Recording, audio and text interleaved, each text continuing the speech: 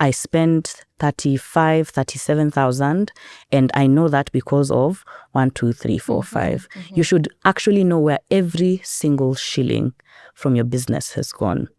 And this ties to common mistakes that people make, especially when they're starting out. Your M-Pesa number is the same number you use to receive payments. You're like, nikulipe aje 07 da. Sawa.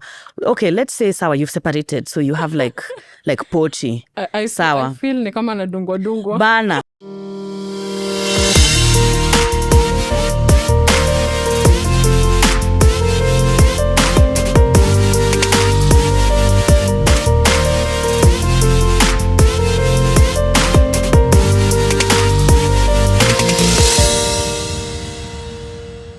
Welcome back to the Bold Path podcast, where we lean into inspiring stories of entrepreneurs. I am your host, Lucy Wanjiko-Jenga. Today we are joined by yet another amazing person who's not an active entrepreneur herself, but she supports so many entrepreneurs, and some are household names like JB Jura. So I'm really excited for us to get to hear from her and learn from her. Thank you so much for coming, Sally. Thank you for inviting me. Truly an honor to be here. Awesome. Please tell us, who is Sally? Yeah, so the government of Kenya knows me as Salome Ayugi. So Sally is a nickname, but I commonly go by Sally. Okay. I've been in the entrepreneurship support ecosystem for close to a decade now. Currently in my role, I serve as the country manager for an organization called Sinapis that is passionate about supporting entrepreneurs all the way from the idea stage to the growth stage. Mm-hmm. Yeah, so we mostly have our presence in East Africa. Nairobi is where our headquarters is, but we also have an office in Mombasa, an office in Uganda in Kampala, and an office in Kigali in Rwanda as well. But thanks to technology, we are also able to run online classes in many parts of the country and region. Okay. Wonderful. As a support ecosystem, sometimes we think support is money. Even I think when I reached out to you, I told you we want to have a conversation on funding. Yeah. But before you even get to now funding, there are so many elements to you as an entrepreneur. Yeah. That we probably don't get into or we don't think about. What is this that you have seen with entrepreneurs that come? Yeah. To you at Sinapis. And Sinapis is a very interesting name. Is there a history to that? It's actually not an English word. So I'll clap for you because you're pronouncing it right. People often mispronounce it, synapsis. Like it's the Latin word for the mustard seed. Okay. So the mustard seed is usually a very, very small seed, but it grows to become a very large tree that houses birds. It's a safe haven for the birds and plants around it that it provides shade to. So we want our entrepreneurs to see their businesses, their business ideas, just like that mustard seed, regardless of how small it is. You know, you start as a solopreneur where you're the CEO, COO, director of marketing. It's like you being everything. But we want people to see that their businesses really do have potential to scale, not just to scale, for them to have an impact for their direct dependents, like your children, your parents, but to really make an impact in your community. Like we always encourage our entrepreneurs, if your business closes today, will the community be like, no, we don't want that? Although just be like, oh, ingine imefungwa. Yeah, you know, so you really have to ask that question to yourself to see, am I truly impacting the community, or this is just a means for me to get by? Yeah. Wow, I love that, because sometimes when we're thinking, and I feel like this podcast really focuses on small and medium enterprises or entrepreneurs. Sometimes you find you're just starting for the sake of starting. Wanisema tukuwe na biashara. Wacha tuone kama hii biashara inaweza. Niko kwa toxic workplace. Ama biashara ndio my way of getting out. Yeah. And we have seen also the guests that have come, especially for this season 3, really emphasizing on your why. Your why of starting a business. Which I feel like is also the same when it comes to you. Exactly, because just to go on to that, it's hard running a business. You know, we live in a world of social media right now, Lucy. So someone goes on TikTok, they see sijui which influencer has just brought their new Land Cruiser. You go onto Instagram, you see someone has opened another 3rd branch. So people feel so much pressure. They're like, I'll just start this because I want to look like person X, person Y, or person Z. But one thing that they often don't usually talk about, which is why it's such a blessing you have this podcast, is the journey, like how they actually got there. Even if you talk to these big entrepreneurs, they'll tell you, hey, How much time do you have for us to actually talk about how I got to where I am today? So our generation right now, it's like quick, fast. You want to start your business today, you're making 3 million a month in 2 weeks. It's really unrealistic. So I always encourage people to start small where they are with what they have. Don't really feel pressure to just copy paste someone's business, but really look deep into your why, because that's often what will carry you through the hard days. Yeah. And if you're wondering how to come about with your why, you can go back to Alice's episode where she goes through what should be your why, how do you come about your why of doing a business, which can be really helpful so that we come and connect here. So here we are at a point of thinking for funding and the support. But first you have to have a why and the idea. Even before I come to you at Sinapis, I need to have the idea. Exactly. The mustard seed. Yeah. Either we are putting it in the soil or we are watering it for it to grow and house all these communities or all these people that we tend to want to reach out to. Si mambo tu ya customer, si mambo tu ya kuuza. Now going into that. Yeah. Then now, what prepares you now to be ready for funding as an entrepreneur, especially in Kenya? Yeah, so I've seen this at every business stage. There's a really common misconception that all I need is money. Immediately I get that 1 million, that 10 million, my business is going to scale. There have been huge businesses that have had so much go into fundraising, and we've seen them close. I mean, so many big brands that have been able to raise a lot of fundraising, not just in Kenya, but across the region and from other international investors, have still closed. So you're wondering, how has a business that has gotten all these millions in dollars, by the way, closed, and 200 plus, 300 plus, 500 plus employees being sent home? When I usually talk to entrepreneurs, especially when they're thinking about funding, I always tell them, you need to make sure your house is clean. I'll get into that. In that, someone wants money to be brought in, but they do not have financial records or financial statements.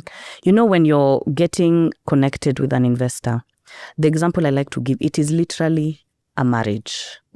When you're quote unquote marrying this investor, just think of, if you've ever dated, been in a relationship, it gets to a point, you know, you're open with each other. Yeah, these are my hopes, these are my aspirations, this is what I've done in the past.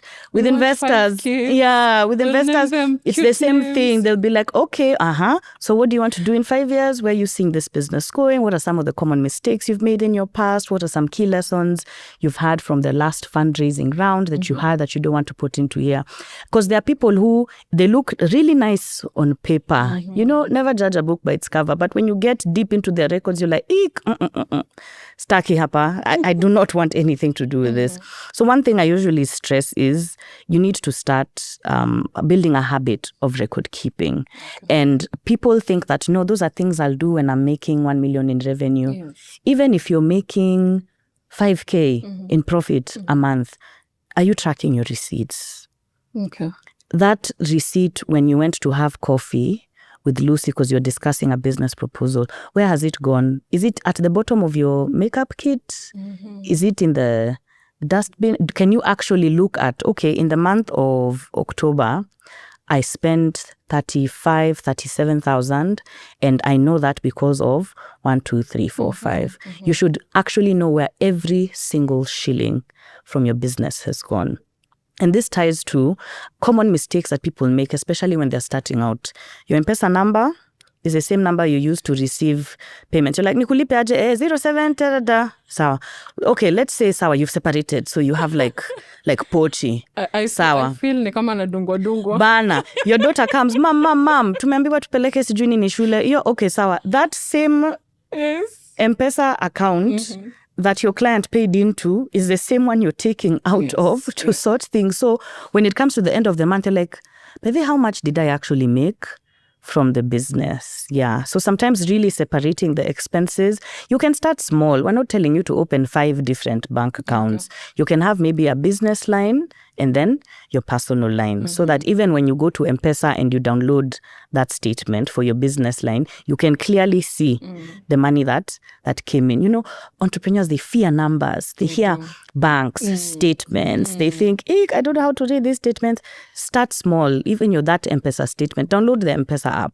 Luckily, it even can show you like a graph representation of just how money has come in, how money has come out into that line that you have. So always having records in place, that one is really, really key, because regardless of your business stage, an investor will always ask you about the financial health of your business. Sometimes entrepreneurs, even these big ones, they're like, oh, I have an accountant. Your accountant is not doing that business pitch. When you're in front of that panel, it's often you as the founder or you and your co-founder. So if they ask you, okay, how much revenue did you make in 2024? You can't say, ebu chill kiasi, nipigie accountant, hashiki simu juu ni consultant, but can I give you that answer next week? Even if we're not saying that you have to do a CCA, whatever, we're not asking entrepreneurs to be accountants. We're just asking you to have at least that knowledge about that side of your business. What is happening in your business? Yeah, have some insight on what's happening in your business. Because that's often why a number of businesses have also toppled down. Because the business owner is not there, the business has now scaled, so they're never there. So the employees are like, oh, okay, tunaweza cheza karata hapa. So they mix around the numbers because they know, even if Lucy looks at her finances, it's Greek to her. She won't know, me I've siphoned 50K per month, or I've already brought my own stock into the business. So just always checking in on how your business is doing. But Kenyans are serial entrepreneurs. So I know you can't, some have 2-3 businesses, 2 shops. So you can't always sit at one, but always at least checking and knowing how each of the businesses is doing. And that is very important that you've said. This is number one reason why we see even businesses that are very big failing. Just because you did not take that initiative to look into your accounts, into your books, or not even starting on books, because apparently you're thinking, napatanga maybe 5,000 a month. Hiyo ni pesa gani ya kuweka kwa vitabu? Where do you even start? So keeping of books is ensuring that every penny is accounted for. Exactly. You also have, like, you know what this is. Yeah. What are the numbers? If a person asks you, do you also need, like the way we were seeing on Shark Tank? Yeah. Sort of is it foreseeing? I don't know what we call that. So depending on. So, for example, an idea stage business, it's called like projecting. So like financial projections. Someone who has literally just started the business, like let's say today I've seen makeup artists need this kind of makeup. So I'm like, I'll start my own lipstick brand. I don't have any historicals to look at. So I can't say because I did 500K revenue in 2024. In 2025, I estimate, because I'll get more customers, do marketing, hire a salesperson, it's going to be ×2. So for that kind of person, if they're doing their projections, they base it off of something we call market research. So they'll be like, okay, fine. I want to get into starting my own lipstick brand, for example. Which other lipstick brands have started before? And understanding now your customers and your demographic. Like if I want to sell lipstick, how many potential customers can I get? How many women like to put on makeup in Kenya? These statistics exist, by the way. There's a lot of research that you can get. And if you want to get really good data, also be open to pay for it. Like the Kenya National Bureau of Statistics and everything, there's a lot of resources that you can get. But often for them to make revenue, they often charge like a small fee, like 500 or 1,000. But ikiumana sana, Google is your friend. Yeah, you can be able to get a lot of data online. So I know, okay, fine, I want to make a lipstick that I'll send for 150. I've seen Kenya's market has 2 million women. I know I'll start a small shop, so maybe I target women living in Rongai. How many women live in Rongai based off of the last population statistics? Sawa. How many are working and can be able to afford my lipstick? So now you kind of use that mathematics to sort of project. If I'm estimating I'm going to target 500 women in Rongai for that year, and I'm charging this much. This is how much revenue I anticipate I'll make in a year or two. But if your business now has some historical data, it's now much easier to be able to calculate those projections, because you can see, okay, fine, 2023, maybe because of what was happening in my area, sales dipped. So I know if I'm possibly getting into an election year or something, it'll most probably replicate what I saw in the year where the economy was struggling. Or you can see things that affect your industry. For example, going back to that example for elections, people who want to now start printing businesses or grow their printing businesses, they know election year is going to be an amazing year, because everybody wants posters, umbrellas, banners, pens, t-shirts. So you know you'll be fine. So even when you're talking to the investor, I foresee that my financial projections for this particular year are going to be really good, because a number of my clients also work with politicians and nominated members of parliament, So I know I'll be able to make a lot of sales. So it's like fluid. It's not like one size fits all, because every sector is different. But just having an understanding of this field that you're getting into is really, really important. And I'm thinking, most of us don't even think you can do research. When you say market research here all the time, you think ni uende ukiongeleshanga kila mtu mwenye hiyo area anakona biashara. But you are showing a different element to it. You can actually even go to it's KNBS and just tell them, I need this kind of data. Do you have it? Can I? And probably they have it. And that's also usually a very common mistake with entrepreneurs when they're starting. You wake up in your dream, from a dream, you're like, I have this amazing idea. Everybody is going to want it. You invest your money, you invest your capital, you get the money from your family, friends, blah, blah, blah.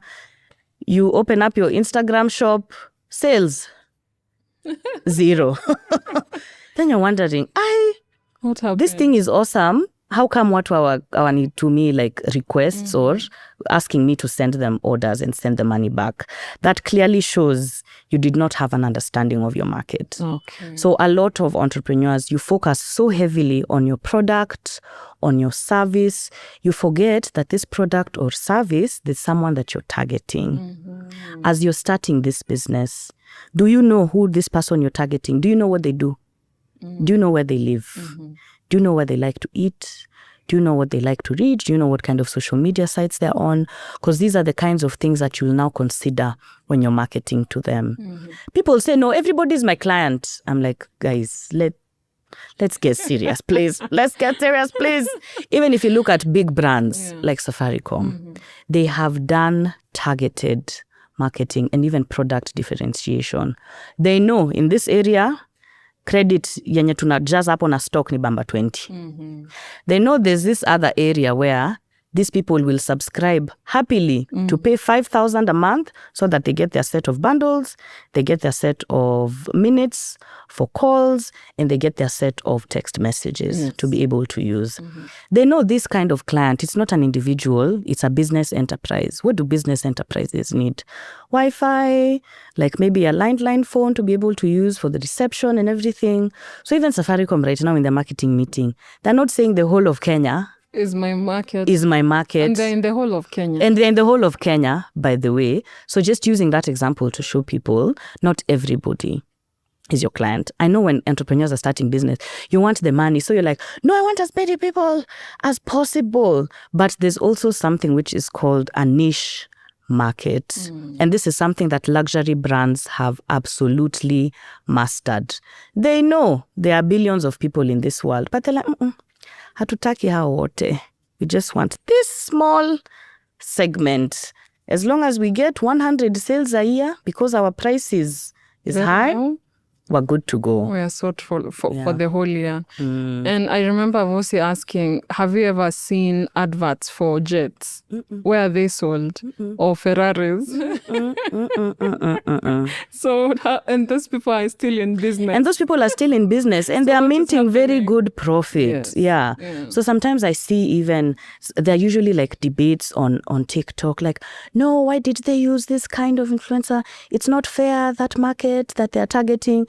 Hey, I'm like, you're not the audience. You're not the audience. So even going back to that jet example, the reason you're not seeing those adverts for jets or marketing strategies for jets is because you're not the target market. Not.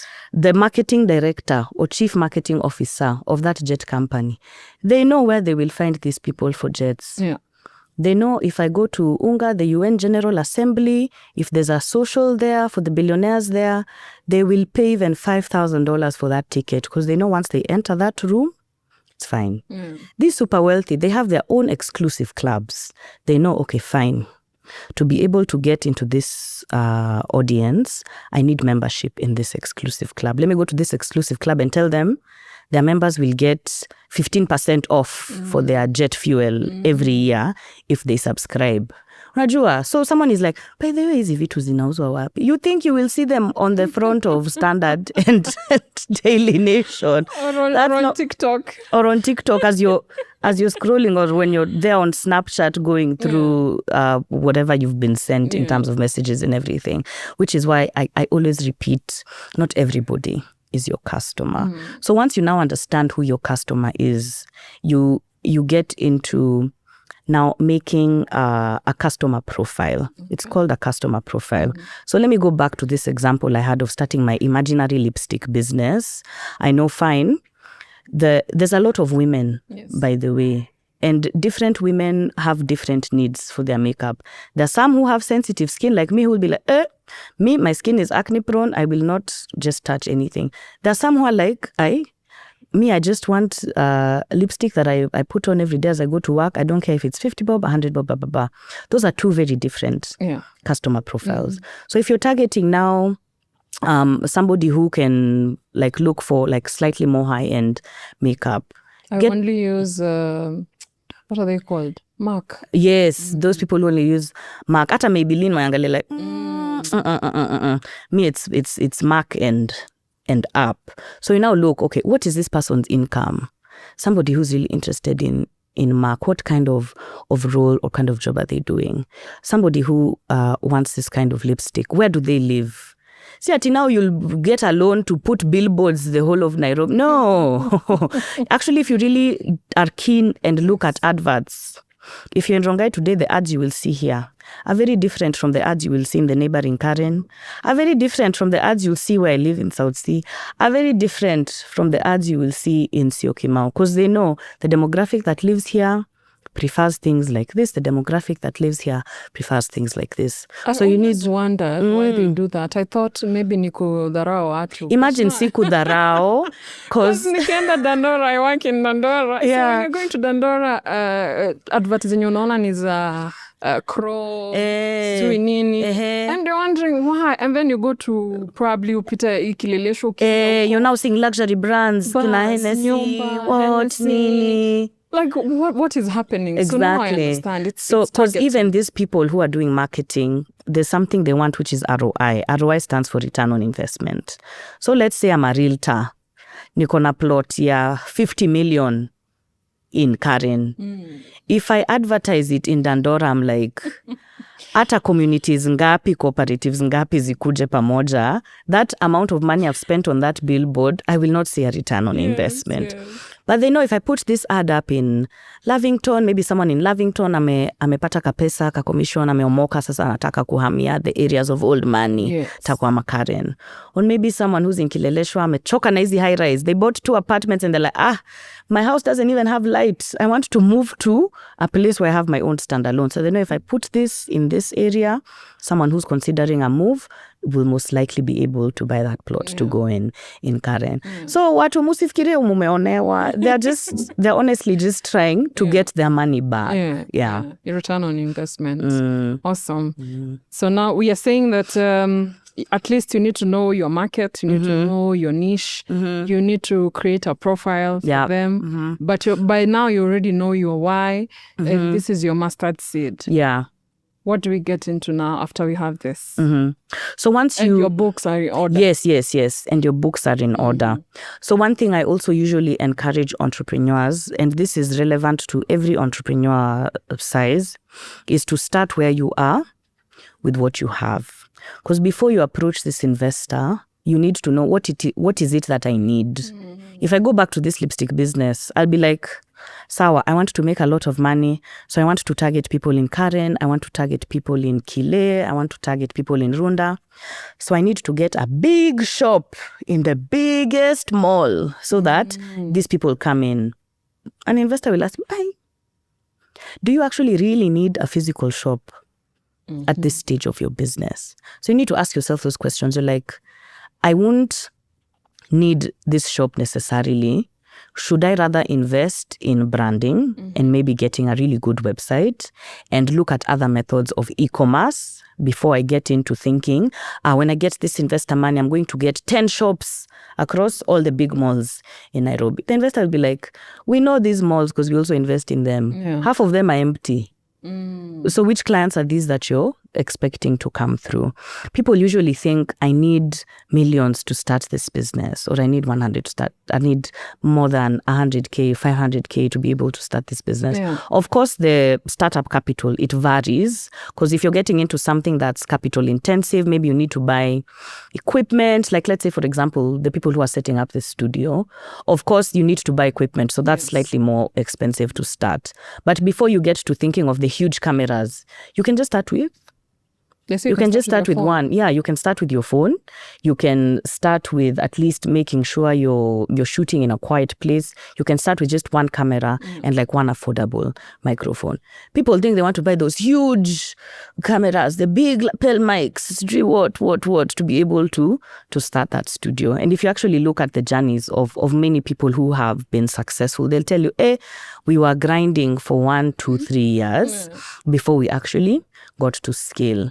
You know, I feel like the generation right now, I don't even know the phrase to use. It's like a popcorn culture. You just want pop, quick, as fast as possible. You want everywhere. You're like, nimeregister e-business. October, December, I want to be driving my Porsche Cayenne. I'm like, yo. It's too much. Yeah, let's just be a bit more realistic. So I think people usually enter into entrepreneurship with very high and realistic expectations, but you can start where you are with what you have. Simple things like baking. You don't need to get a space or a huge oven in a very expensive area. Uko na gas nyumbani. Uko na oven nyumbani. Even if you don't have a gas oven, that single burner, there's ways you can bake cakes with sufuria. Yeah, there's a way you can bake with the jiko. So people think, I need to ask as many people for money so that I get a big commercial oven. You know, we have this notion when you're coming before a funder that this is where the money is. Like you can ask for 100 million and get. So you feel like ukisema unataka, like when I started my first restaurant, kuanga na budget at 25,000. It was way back in 2012. Yeah. So 25,000 seemed a lot to me. Yeah. But it didn't mean that I was automatically given the money, though I got half of it.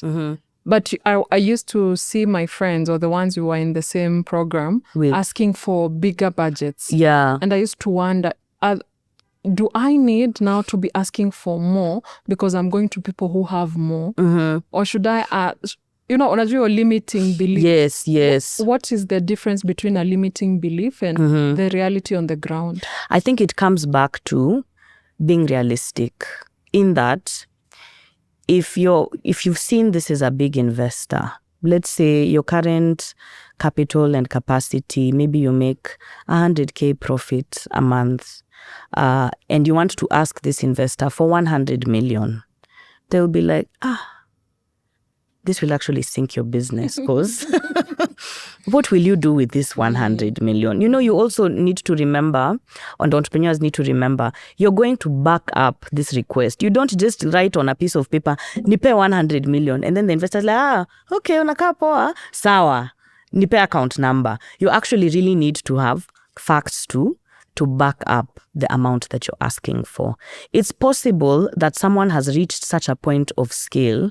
Like sometimes I see some of our entrepreneurs, they have a very good problem where you have more demand than your supply. So you go to the investor, you say, us, we get 250 inquiries for this product, but our current capacity can only accommodate 25. With X amount of money, we can be able to scale our production to even be servicing up to 300 orders a month. So there the investor kind of feels safe. They're like, oh, okay, by the way, if I give you this money, it's not that it's going to potea or go to a mortgage for your new mansion in whichever fancy area, but it's actually going to be meeting a need or actual shortfall that you have. Yeah, so that's something that people usually forget. They think that these figures are cooked up. You actually do the math. Like you see in that example, you see, when you do that example of like the 250 orders, you need to now see, okay, what do I need to get to a place of servicing 250 orders? Does that mean that I need more staff so that we're doing night shifts with this machine that we have? Or does that mean I need an actual bigger machine that costs X amount of money? So you actually do the math to then be able to defend the amount of money you're raising. Because if you see even these companies that are doing these huge raises, it's because they're also at really high levels of scale. These are companies that have like 1,000 employees. So then they're thinking, we're playing small. I'm thinking exports. So they're saying, we've really been able to service the local market. We now want to get into export. For us to be able to export, we need this in terms of logistics. We need this in terms of staff. We need this in terms of registration fee. We need this. And when you actually look at the figures, it makes sense. Yeah. Fundraising is also storytelling, actually. People think you'll just give them a figure and it's sent to your bank account. You really need to tell the story. And it also goes back to the why. And it's very interesting. We already have a story. So hii kampuni yako yenye umeanzisha jina ya lipstick. So Twitter Sally's Beauty. Beauty. So Sally's Beauty has actually gone through it all. What story will you now give people? Considering you have not even started, you have done market research, or probably you've started with 5 customers a month. Ulianza September, you got like 5 orders only. Yeah. What is the story you are taking to when you're sitting before a panel of investors? Yes. Yeah. So for coming back to the why of this imaginary business of Sally's Beauty, I know a lot of us as Kenyans, you start the business out of necessity. You're like, kazi haipatikani, the grind I've been trying is not working. Let me try start this business. But even as you were thinking of starting that business, why did you choose that business specifically? Behind Sally's Beauty, I can say, I'm somebody who has always grown up with, let me just give a random example. I'm getting into impromptu storytelling. Good. I've always grown up with low self-esteem as a dark skin living in this country. I never found products in my shade because they always used to appeal to women of lighter color. So I felt like I need to be able to have beauty products that are all inclusive, not just catering to a specific shade, but also accommodating people who are left out in terms of their skin tone. And also because I have very sensitive skin, I always felt like I was reacting to the lip glosses and getting rashes, and whenever I tried these things, so I got into trying and testing to see which natural remedies can I be able to use for this lipstick that I have. Sijasema ati mi kazi ilikataa. No, boss wangu alikuwa mtoxic, kasema tu nianze hiyo grind. So also going back to your why, because even these investors, they are human. There's also emotional appeal. So if you look at that story of the person who was like, my boss was toxic, nilikuwa hapo 5 years, kasema acha tu niache. And if they look at this person who is like, this business is personal to me because I know what I have gone through trying to find similar products. I know that my clientele are going through the same issues as they are trying to look at the different lipstick stands and makeup brands when they walk into these beauty shops. And because of that, I know exactly how to meet that need. Out of those 2 businesses, who do you think will appeal to the investor? Definitely the one with a human touch. Exactly. So there's also that emotional appeal, which is why I even encourage entrepreneurs. These shows like Shark Tank, what used to be locally Lions Den, I think it was KCB Lions Den. Some of these are free on YouTube. If you see there's a pitch competition happening somewhere where you can attend, just be able to to attend, and you'll see actually what they often start with, what good pitches often start with is a story. So you're wondering, you've gotten into this pitch competition. Someone is like, when I was young, I used to walk 50 kilometers to get water. Huko like, si useme ni elfu ngapi unataka, why are you getting into this story? But this person is telling you why he started this social enterprise that drills boreholes in low-income areas, because he knows what he went through to be able to find sources of water and find sources of clean water when he was starting his business. So always going to the why, because there's also different types of investors. There are people who are sector specific. So there are people who give to specific sectors. There are people who just give to businesses that positively impact the environment. So if I know I'm seeing an investor who cares about the environment, na mimi niko hapa na lipstick brand iko na waste, I'll be like, I know, I need to collect data on how I'm using natural products. Only we've reduced the amount of plastic that we use in our packaging. You know, sometimes when you know how investors think, you'll even start being like, why was this brand that sells soap saying they now use less plastic? Why were they putting that on the bottle?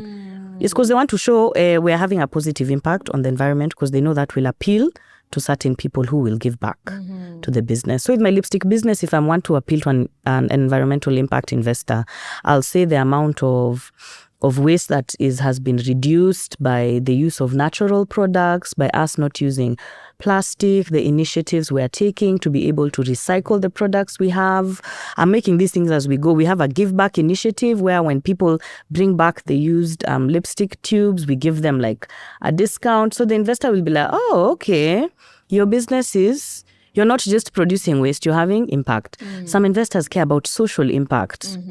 So that's why you see sometimes when people are pitching, they're saying, yes, we serve in a community that helps 1,000 Maasai women. You're like, why does that data matter? Because some people really care about the social impact that your business is having in the community. So you can say, because the brand cares about women, we have ensured that the whole team is women who have struggled to be able to find job opportunities. Or because we care about women's wellness and we know the impact that low self-esteem can have on mental wellness and the increased rate of suicides, we actually have a give back program where we go to high schools or primary schools and just try to encourage young girls not to be so intimidated by the color of their skin and to start to love themselves at an early age. So go back to ule mse yako like, mi nimeacha hiyo kazi juu ya toxic boss, and this person who's now looking at the social impact. The investor will obviously lean towards this business that is actually having an impact in the community. I'm wondering, how do you know, and probably this is also lazy of me to ask, but it's good to ask. How do you know what the investor you're targeting cares about? Yes. Because I'm thinking I was in this program where we were supposed to pitch to certain investors and they were not given any information on these investors whatsoever. Or they hadn't given you like this kind of investor is coming through. Or I know some programs they don't usually ask, but especially free funded programs where they usually have like a pitch competition, they usually have in the open call for applications, this program has been funded by GIZ, like the German government, or this program has been funded by the Lego Foundation. You know, the Lego Foundation, if you Google, they care so much about children's wellness. So you can probably reference how, because you've hired women, the women now have a higher income. So the standard of living of the children of these women is better. If you're looking at some of these things that are funded by governments abroad like GIZ, you know, the UK, the USAID, acha tusiongele, imeenda. But most of them usually have their own interests. Like now, if you look at most European governments, they're giving a lot to climate, a lot of money is coming from them going into climate. So there, okay, the kind of approach I'll take, I know that I'll do research on just the kind of initiatives that the business is taking to make sure it's reducing the amount of waste it's producing, to make sure it's supporting the community, to make it more habitable and stuff like that. Sometimes it's even banks. But even when you stock banks, if you go through their social media, you'll kind of gauge, this bank is really into supporting the youth. Based off of just what they give to, some of the things they put in their annual impact report. This is still market research. So there's also elements of market research as you're fundraising. So you'll be like, okay, so our XYZ bank, what have they given to in the past 2-3 years? You'll see it's like youth initiatives, women-led initiatives, or like business initiatives. So okay, in this pitch deck I'm preparing, I need to make sure I've gotten data on just how this will impact the youth, how I'm hoping to employ more youth, how it's creating a positive impact, either mentally, economically, socially, for this specific demographic. Yeah. I think we have learned something there. So whoever is supporting the program you're in, or the people you're going to pitch to, are probably the funders that you should be targeting. Exactly, because it's usually very personalized. The same way, even the two of us, we have different interests. Yes. Yeah. Like I know possibly if I walk into Carrefour today, I know what I'm going to buy. If you walk into Naivas today, you know what you're going to buy. So the same way, when an investor comes into a pitch competition, they know what it is they're like quote unquote shopping for. They know, okay, I'm looking for someone who is like making an economic impact, a job creation impact. But if liwalo, yani, you've done the market research, you cannot find anything on these investors, they don't have a website, they're personal individuals. But even personal individuals, if they're public figures, you can kind of gauge their interest based off of what they like to talk to, the kind of foundations they give to. But if completely you can't find this data, most of the things you should make sure you reference are your economic scale, like what you've been able to do in terms of traction. Like we started this business in January where we had 2 sales, or now in October where we're making 20 sales or 20 orders a month. And this is both for products or services. Or you're now looking at the social impact. So you can be like, when we started, it was just me as one employee, but now I've been able to hire 2 part-time employees who support on weekends when we have high intake of orders, or when it's a busy season and people need more gifts, like during Christmas, Easter, graduation. So I know more people are gifting the women in their life lipstick. So we're hiring more people then. So there you've referenced like different kinds of impact. You can also now show the economic traction you've made. So this is why I was saying it's important to take care of your records. So you say in January, when we started, we were at 0 sales. So we were pre-revenue because we were setting things up. But in October, right now, we still haven't made a profit, but we have been able to make an average of sales of 15,000 a month. People even think without profit, you still record what you have. Yes, you still record what you have. Because these investors, they've seen so many businesses, and they know, especially depending on your sector, it takes time to be able to make profit. Entrepreneurs think, I start this business 1st of January, by 30th January, I should be making 2x in profit. It actually takes time for a business to be able to break even due to various factors, the size of your market, how much you've been able to do in terms of either creating a prototype or having a set product or service, or even just your own internal capacity. If you're a service industry, maybe, let me think, if you're like a consultant, for example, they'll totally understand that because you're one consultant, there's only a set number of hours of consulting you can be able to give in a certain amount of time. So if you want to be able to scale that, of course, you'll need to bring 2 or 3 more consultants on board to be able to multiply how much you're bringing in. It's mathematics. I wanted us also to go on that part of storytelling. Is there a format you have seen that works very well, that is quick and easy, that you can, build on as you go, or finesse? Because I know we are always told you should have I don't know, is it a 90-second pitch? Elevator pitch, you have found Bill Gates and you need to pitch yourself in 90 seconds by the time he gets to his flow. Yeah.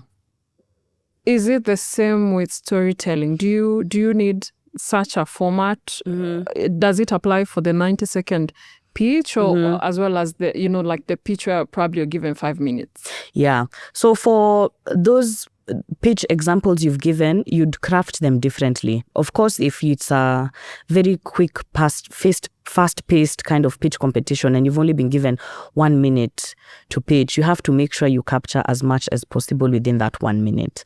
But most pitch competitions usually give you like 5 to 7 minutes and you actually have time to have a presentation that you have made. If it's a 1 minute pitch, it's conversational. So it's like you don't have time to go deck on deck on deck or slide on slide. So for there, it's usually in communications, there were the W's and H. So who, what, where, when, and how. And then you also need to reference what makes you unique. Like fine, my imaginary lipstick business, hata sahi tumepaka lipstick. There's so many lipstick brands. Yes. So what would make my lipstick brand from Sally's Beauty stand out from MAC? Why shouldn't this investor just go to New York, look for the MAC head offices instead of investing in Sally's small business up along Mombasa Road? Yeah. So you need to also really reference what makes your business unique. Yeah, what makes it stand out, because that's now what catches the investor's eye. Yeah, so those are some of the things you can reference in that 1 minute pitch. Of course, getting to introduce yourself, what the business does, how long you've been in operation, the products or services that you have. And Kenya's being serial entrepreneurs, sometimes you have like 10 things you're doing, but because you have limited time, like of course, even as you look at your sales, you'll know the top 3. Yes. So you can say top 3 among others, and then reference now what it is that makes you unique. Like we stand out from our competition because we invest a lot of time in X, Y, Z, Yeah. But now when it comes to the much longer pitch where you actually have a slide deck, there's actually like one slide for each section. So there's one where they'll get you to like give your story, the why, who it is that you're targeting, the market size, and also getting into the demographic of who it is exactly that you're targeting, the breakdown of your finances, like your current revenues, another slide handling your projections, and then another slide which is titled the ask. So the ask, of course, if it's a pitch competition, there's definitely a set amount of money to be won. So maybe let's give an example of $20,000. So you need to also break down this $20K. What are you going to do with it? You don't just walk into a picture like, yeah, I will transform my community with that $20,000. They'll be like, okay. Make it make sense. Can you tell me a bit more about how you're going to spend this $20K? So that's when you say, okay, 10% will go to marketing, 5% will go into hiring more personnel, And then the last slide is usually on the team. So I know most entrepreneurs, when they're starting out, they're like, where? I am the whole team. What are you asking? What am I supposed to do? I can't just put my face alone and they feel like they will trust the business. But you have people who have advised you. So you can add these people as your advisory board. You can say, hey, I saw Lucy and Sally that day. Let me set up like two coffee sessions. I just give them ideas about my business. You can put us on your slide. We have advised you. Yeah, we've actually, so you can kind of reference some other people who have given very useful consulting to our team are Lucy, who has experience working with entrepreneurs, podcast impact. People who have also given very useful advisory, as Salome, who's worked with entrepreneurs for close to 10 years, so that they at least see if they give this money, there's people who are responsible for it. And now when your business starts to grow, the team, we really love our friends and we love our relatives. So your business is growing. You're like, hey, I need him to marketing. Let me make my sister marketing director. You're like, hey, mama meretire, hana kitu ya kufanya. Let me make her head of finance. And then you realize you're thinking, hey, my team slide, it's looking good. They'll see my mom is there, my sister is there, my brother is there, my second husband is there. And then you realize these people are not giving you this money and you're wondering why. What is happening? It's because you have an unqualified team. So even when you're getting to expand your team, make sure it's qualified. I'm sure you've seen instances, even big companies like Uber, the founder stepped aside. Yes. The board told them, Chief, the direction you're taking this company, Chobo, you gotta go. And in your head, you're like, what? How can a founder leave? There's so many actually big firms where... Even when we heard about Steve Jobs being Exactly. laid off, you're like, what do you mean? He's the one who made the company. Yeah, but sometimes a business gets to such a level of skill that it's beyond the capacity of the founder to manage. The very talented entrepreneurs, they're like, the way this business is going, Mimi, I don't have a good background in finance. I don't have a good background in sustainability. Let me step aside, possibly just advise and be on the board. But I put someone with experience. It's actually even happened now with Naivas. Oh. Yeah. With Naivas, one of the big supermarket chains, last week or this week, they actually got a new CEO. And everyone was like, why have they done that? But you'll realize sometimes when a business gets to a certain level of scale, you're like, me, I've been doing things kiholela for 10, 15 years. For this company to really go to the next level, I need to bring someone who has actual experience in this sector, who has worked in this field, who really knows the current marketing trends to be able to lead it in terms of getting more visibility and stuff like that. And this even applies to social impacts, because I'm thinking, you're actually talking to me. I'm at a point where the organization I founded has done very well, yes, but it's based on my capacity. And it's not because I'm not doing well. It's not because I've not done well, but it's because I probably don't have more to give this place. Exactly. And when you tell your funders or your team or the community you work in, because of this, for social impact, you have so much passion. We started with passion. Passion first. We just got in and things just worked. And over time, we created those systems and structures that allow it to, stand on its own. Exactly. As its own entity. But then the leadership still matters. It does heavily. And if you have given everything and there's no more, it doesn't mean you're not good. Exactly. One thing I also really like to tell entrepreneurs, and even people in general, we attach a lot of our identity to what we do. Sometimes when you see an entrepreneur's business has failed, for example, it also affects their mental health, because they personally feel like a failure. I really encourage entrepreneurs to invest in themselves, especially when they have decided that they want to get into running a business full-time or even part-time. So because you have never run a business before, there are a number of capacity building programs. Even some are free online. Some have apps that you can be able to utilize just so you can learn the basics of running a business, getting it registered. And Google is also a really good tool for people to use. Luckily, there's a lot of articles for things that somebody should consider as they're starting or growing their business or as they see it go through multiple stages. Also, exposure to the experiences of others. There's a saying that experience is the best teacher, but you do not want to get your fingers burnt so that you have to learn. So getting to be able to access multiple resources that are already available. I mean, listening to people's experiences through podcasts like this, listening to people's stories that they share in articles and even on YouTube, just so that you can be able to realize, oh, okay, so when this person started to hire, they realized, wow, you should consider thing X, Y, and Z.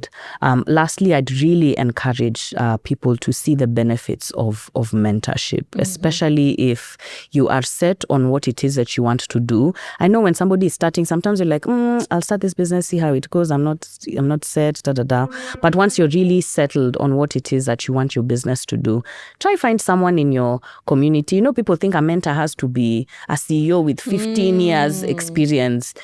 Even within your own community, within your church, for example, within your neighborhood, even if you don't know someone directly, just ask. There's always someone who knows someone who knows someone. Just be like, but I was thinking of starting this social enterprise that supports young teenage mothers. Do you know anyone who's done something similar that I can learn from? And you realize, oh, there's someone my mom knew who she used to work with who started something like that. So just leveraging your own networks to be able to see whose own experiences you can learn from. Because for people, there are a lot of good people out here. Even I mentor a number of young people without expecting anything in return. And sometimes people think that successful people, maybe they don't want to share because they think I'll start something like them. But there's actually a lot of people who are so open to supporting people who are starting in their sectors.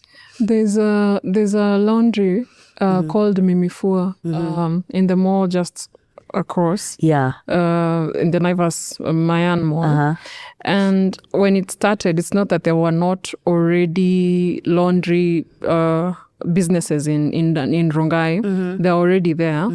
But there's just something about Mimifua that takes you there. It's expensive than most, actually. But there's just something, the way the service. And I wanted to know who is behind this. Because you're in Rongai. So who is actually behind this? Probably it's a woman and you could bring them on the show. And then I realized it's actually a retired gentleman who's within Rongai. Oh, nice. And now it's already grown. It has different branches. And for him, he had told himself, I now got his story on NTV. He was employed for all his life, but he had said when he leaves employment, he'll now go into business.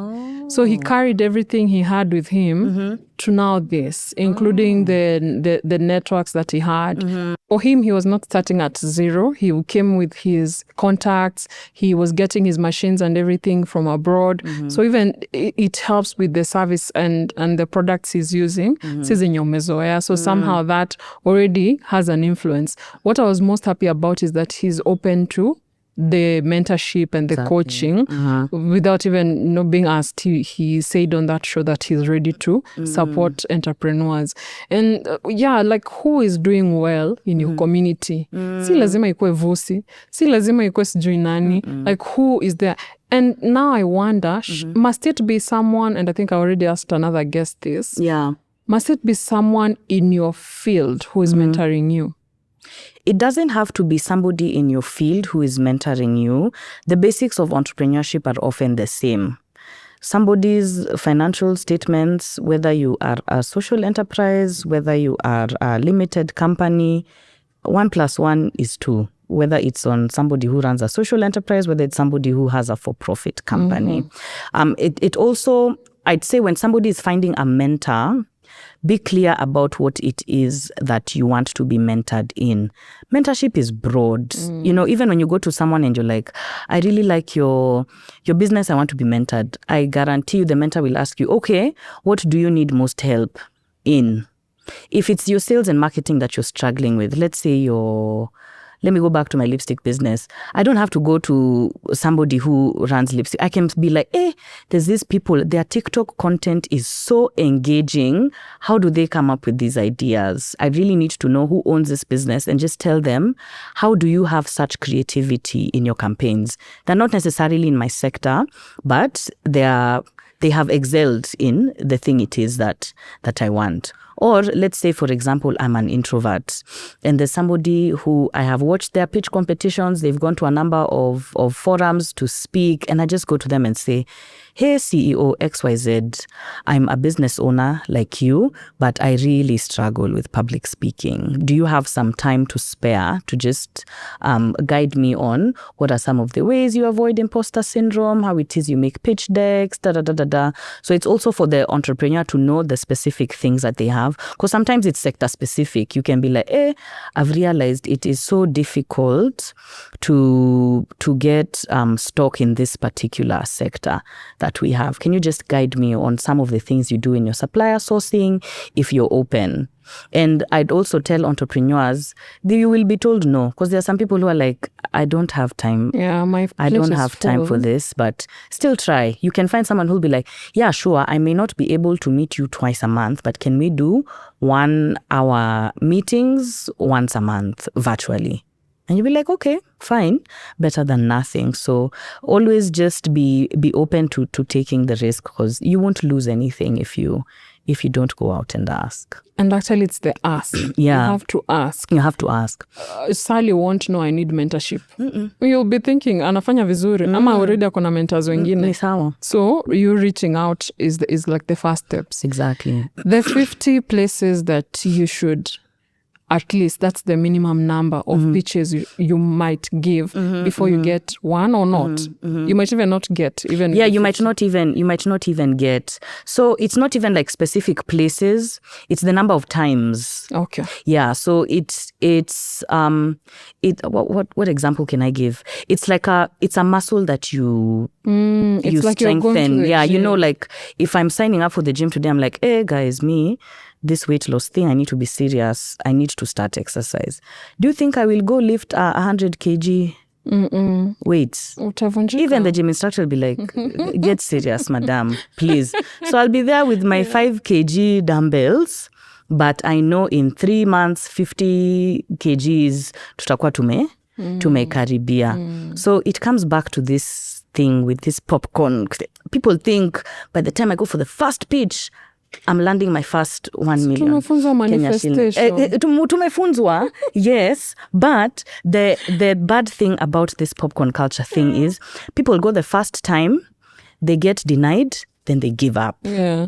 They're like, I won't bother to do it a second time because sinilinyima the first time. I'm like, no. Even the panels where I judge, I mean, of course it's very emotional because you've attached a lot of emotion to the success of that day. So even the young entrepreneurs, like I was in South Sudan a few months ago, and there's somebody who immediately they heard it was not their name that won, they stormed out of the room. Nikaenda nikamtafuta nikamwambia kijana, there's so much you have learned. Do you know you are at a much better place than somebody who has never worked on their pitch deck before, somebody who has never taken the risk to speak publicly in front of a panel of 3 or 4 people. So he started seeing the logic. He's like, yeah, okay, by the way, I may not have come out of this experience with the money, but I have at least come out with a skill set that I can sharpen the next time and the next time and the next time. Yeah. The funny thing about this podcast starting was because I went to a program for entrepreneurs. Yeah. And I finished that program and I could not make the pitch deck I wanted. I did not have an idea of where to now go forward with my book because I was going for the book. Wanted to be a fully fledged, business. Yeah. Nataka nikuwe kama Joan 30, naongelea kuhusu, million copies sold. And I have this, this big goal. Hadi nimeisema kwa room. Tukamaliza miezi 9 yote. There is nothing. I have no way of selling my 1 million copies. Yeah. But what I came with from that is that I'm a storyteller. I love stories. I love hearing stories. I love telling stories. What avenue is there for the entrepreneurs who are in that room, because we were 100 of us, for them to tell their stories? Will I write 100 books again and I've not even been able to sell this one? Yeah. So now that means there needs to be a platform. And that's how this podcast came to be. Oh, wow. For them to come and tell their stories. Funny thing, they did not come. Yeah. This life, maisha na formula. Other people came who actually needed, and I've gone on perfecting the idea that was started. If I never went to this program, this would not even be here at all. Sometimes it's like a ball. It's the way a switch, a bulb light moment. Exactly. You never know where it will find you. Exactly. So that's why you have to be out there. Yeah. Now tell us, because at the end of the day, we need to know where to get this funding. I've done everything now. I'm investor ready. Where is this investor? Where do I go? How do I start? Because I think that is one part is very shady. Yeah, on where it really is that you start with capital. Yeah, okay. yeah. So I'll start with the 2 simplest ways to be able to get capital for your business. One is the 3 Fs, which I think a number of people know, which is family, friends, and fools. There will be fools who will hear your business idea and they'll be like, hey, I want. Nieke hapo 10K, nieke hapo 50K. Because it goes back to starting where you are with what you have. Because if you cannot be able to get your Uncle John to believe in that business and give it a 10K in terms of capital, You think I'm Mr. Smith from abroad. Utamwingiza box. Yeah. So I tell people those are some of the low level and low hanging fruits that you can be able to start with to build that confidence. And even your family will start to take you serious. They'll be like, hey, by the way, kakitu Lucy anafanyanga, naona ataenda mbali, because they'll be like, okay, she's actually serious about it, which it's leveraging your networks. Even me, the businesses that are run by my friends that I have given capital to. And it wasn't we're just talking kijuju. I told them, okay, I actually asked those questions like, okay, sawa. So I'm giving you 10K. You estimate utarudisha ngapi? 11 ama 10,500. That's still profit on my money. You didn't have the 500. I did not have that 500. I did not have that one extra 1,000 on top of that. So you also now get to practice your negotiation skills. One other thing, although this isn't so common in Kenya, is crowdfunding. We often crowdfund for things like matanga, arusi, like big functions, but you can also be able to utilize some of these crowdfunding platforms. And there are even some businesses I have worked with before that have specific crowdfunding platforms. I just can't remember the name. There's one that pitched at a tech event I was at, I've forgotten, but it's geared towards crowdfunding specifically. I know of Kiva. Yes, there's that. So you be able to utilize these platforms where maybe you can add a few slides about your business and then maybe the return someone can get, or it also depends on the kind of capital you're looking for. If you're looking for grants, entrepreneurs in Kenya love grants, but if you want your business to really scale in a few years, you'll start to realize you need to be open to not just getting free money. Yeah, because free money also doesn't often come by. Especially right now, the fundraising landscape we are at, a lot of these organizations that used to give free money, they're starting to be very reserved about where it is that they're sending their money. USAID is a classic example, and it's literally a ripple effect across most of these even foreign governments that used to have like big grants that they'd give entrepreneurs and the like, some of which even Sinapis has worked with. They're starting to shift the models in which they're giving funding. The third, which a lot of entrepreneurs dislike, but I think sometimes can also be accessible, are banks. Depending on what it is you want. I've seen some specific banks have like tools specific to small scale or SME entrepreneurs. There are some that now target slightly larger businesses.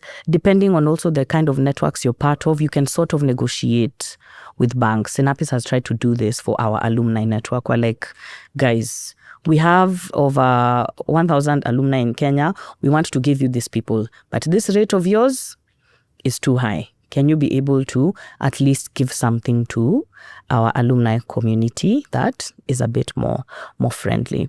The next one I'd say is now through what we have been referencing here and then the podcast, through these pitch competitions. Most pitch competitions, it's usually small grants. So depending on the business sizes of the people pitching, it can range from, like there's a pitch competition I'm planning for December and the first prize is getting like 150,000. So it can range from a small grant as small as 20,000 all the way to grants as big as 50,000 USD. Yeah, so depending on the size of the entrepreneurs that this person is targeting or this organization is targeting, you can get different kinds of prizes.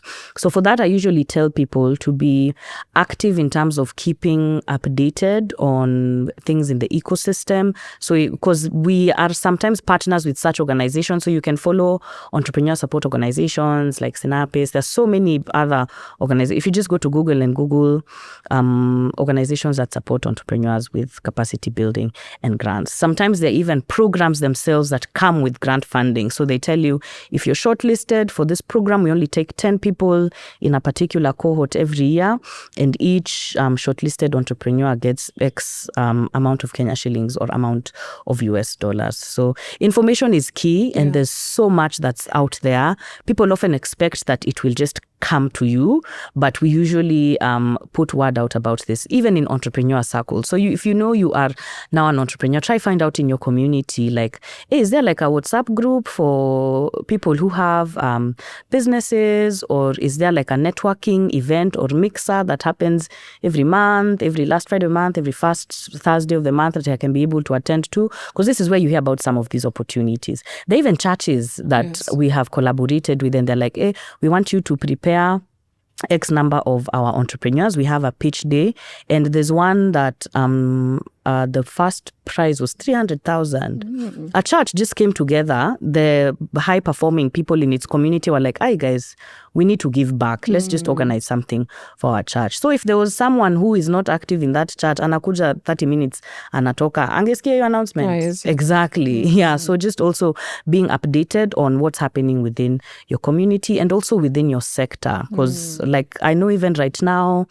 funds like Hever Fund, they do a lot for creatives. Because I've gotten feedback that some specific sectors feel like sisi hatupatiwangwi pesa. Pesa ni ya watu wa agribusiness, pesa ni ya watu wa tech. Yeah, but there's a lot of different funds actually coming up that are sector specific to some of these sectors that haven't been getting the traditional forms of funding. Especially creative. Yeah, especially creative. So now I know like JZ, there's a current grant that they have for creatives, and Hever Fund often usually posts about the kind of funds that they have for people in the creative industry. And then next is now looking at specific impact investors. So even if you just Google investor funds in Kenya and then follow them, they usually openly share when they have an open call. And they're usually so specific. They say, we are targeting this kind of business. You've been in business for 2 to 3 years. This is the application form where we'll also need you to attach a pitch deck that's summarizing. And sometimes entrepreneurs feel like, I'm too early, I can't get an investor who's interested. For people who are pretty early in the idea stage, there's types of investors who are called angel investors.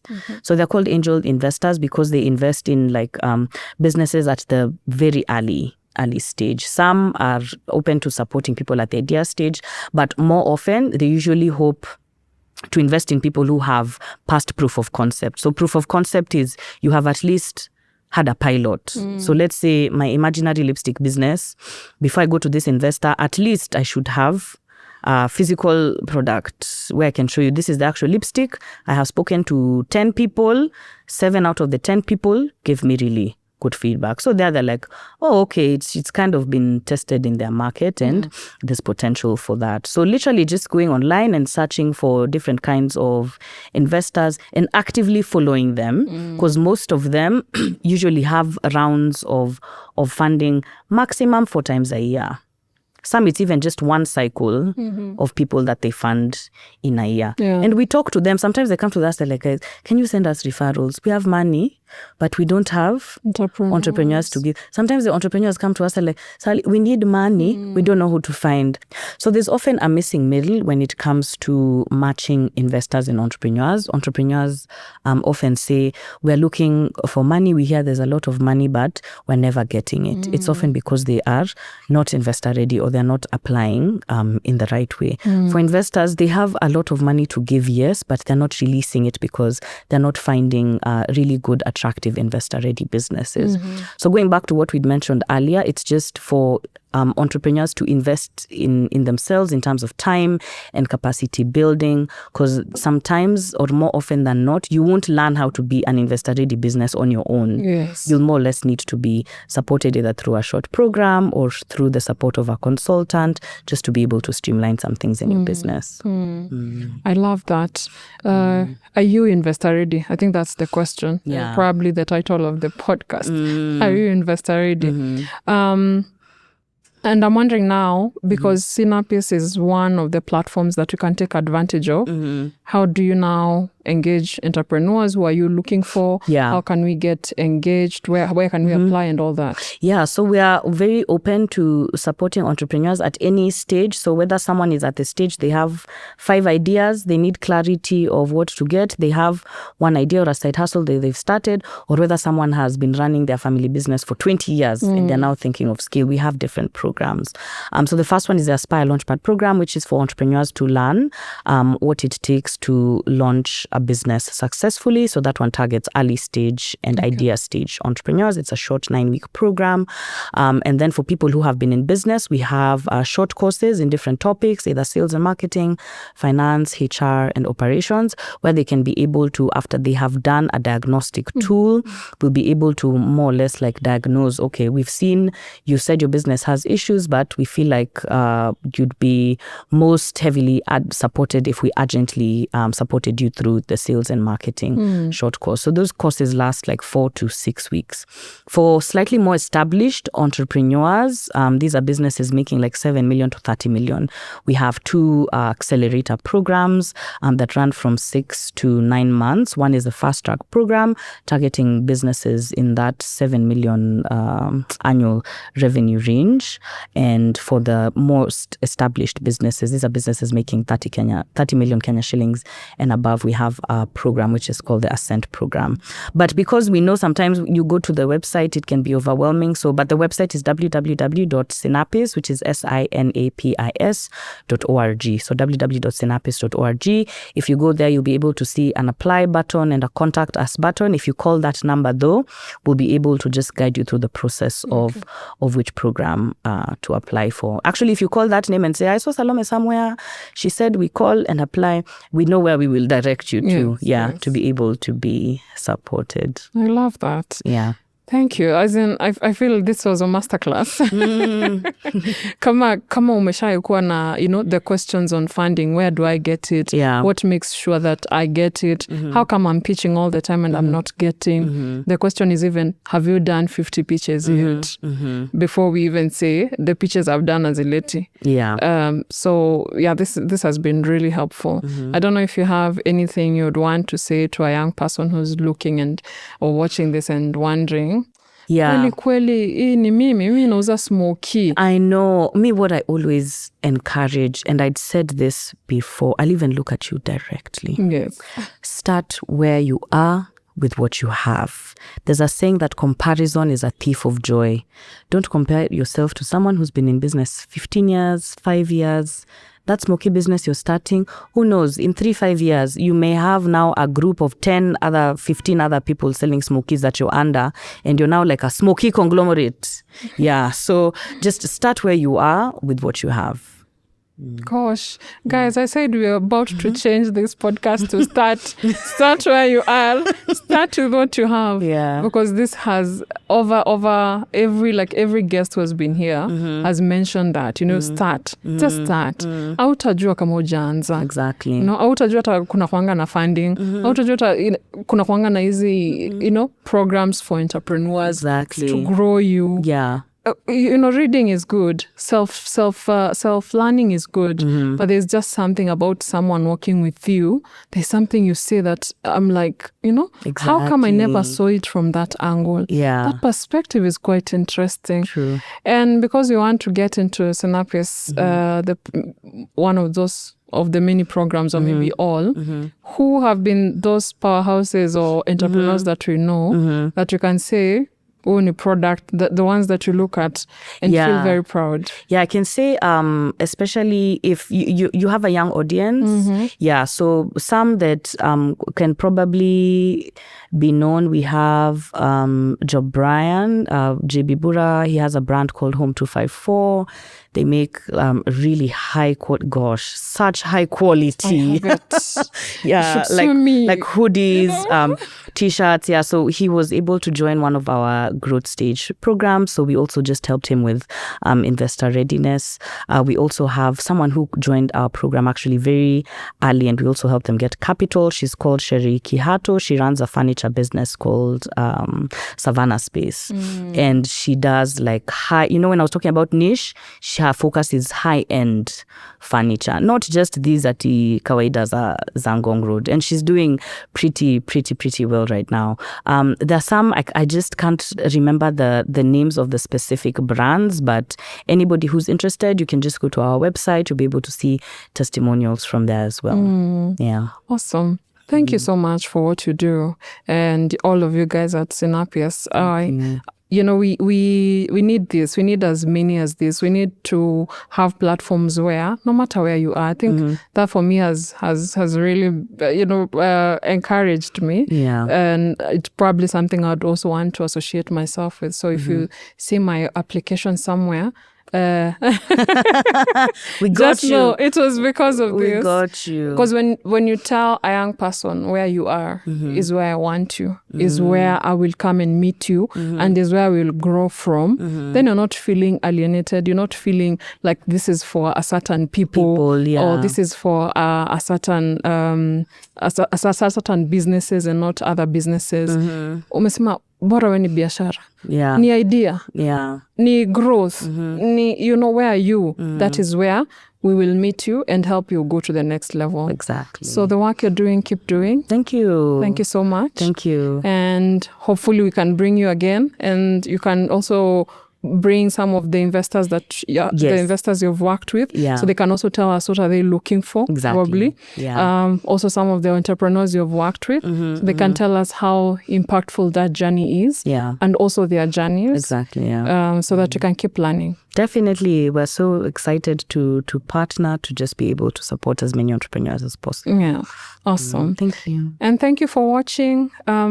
If I don't know if you want to share any of your contacts. Yes, I can give them my email. So my email is Ayugi, so SAYUGI @sinapis.org. Okay. Yeah.